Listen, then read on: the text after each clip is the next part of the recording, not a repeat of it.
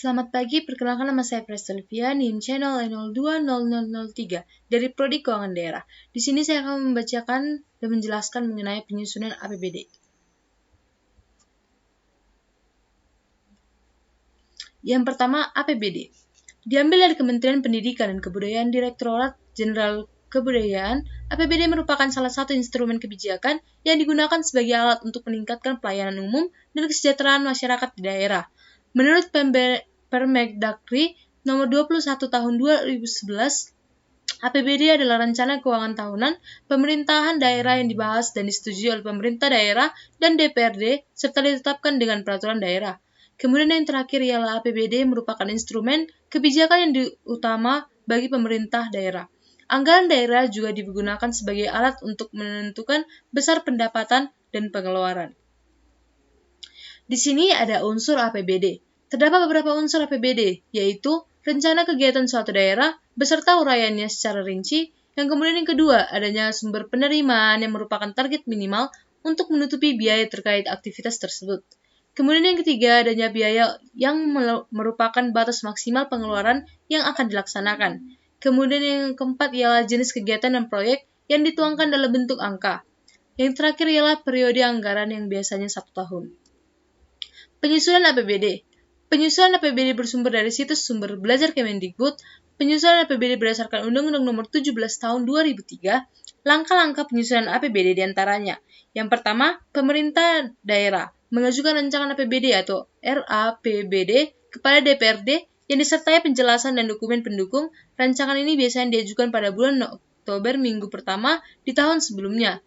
DPRD kemudian meninjau RAPBD lalu mengambil keputusan setuju atau tidak dengan rancangan tersebut.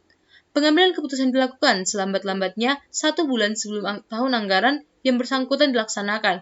Jika RAPBD disetujui, maka rancangan tersebut akan diterapkan menjadi APBD melalui peraturan daerah. Selanjutnya, jika DPRD tidak menyetujui RAPBD, pemerintah daerah bisa menggunakan APBD setinggi-tingginya sebesar angka APBD tahun sebelumnya. Pelaksanaan APBD yang telah ditetapkan dengan peraturan dan daerah selanjutnya dituangkan dalam keputusan gubernur atau wali kota atau bupati. Kemudian, di sini ada pelaksanaan APBD. Pelaksanaan anggaran pendapatan daerah. Ketentuan-ketentuan yang harus diperhatikan dalam pelaksanaan anggaran pendapatan daerah adalah bahwa yang pertama, semua pengelolaan terhadap pendapatan daerah harus dilaksanakan melalui rekening kas umum daerah. Kemudian yang kedua, setiap pendapatan daerah harus didukung oleh bukti yang lengkap dan sah. Selanjutnya, setiap satuan kerja yang memungut pendapatan daerah harus mengintensifkan pemungutan pendapatan yang menjadi wewenang dan tanggung jawabnya. Selanjutnya, setiap satuan kerja atau SKPD tidak boleh melakukan pungutan selain dari yang ditetapkan dalam peraturan perundang-undangan. Selanjutnya, pendapatan daerah juga mencakup komisi, rabat, potongan, atau pendapatan lain. Dengan menggunakan nama dan dalam bentuk apapun yang dapat dinilai dengan uang, baik yang secara langsung merupakan akibat dari penjualan ataupun tukar-menukar, hibah, asuransi, atau pengadaan barang dan jasa termasuk pendapatan bunga, jasa giro atau pendapatan lain yang timbul sebagai akibat penyimpanan dana, anggaran pada bank, serta pendapatan dari hasil pemanfaatan barang daerah atas kegiatan lainnya.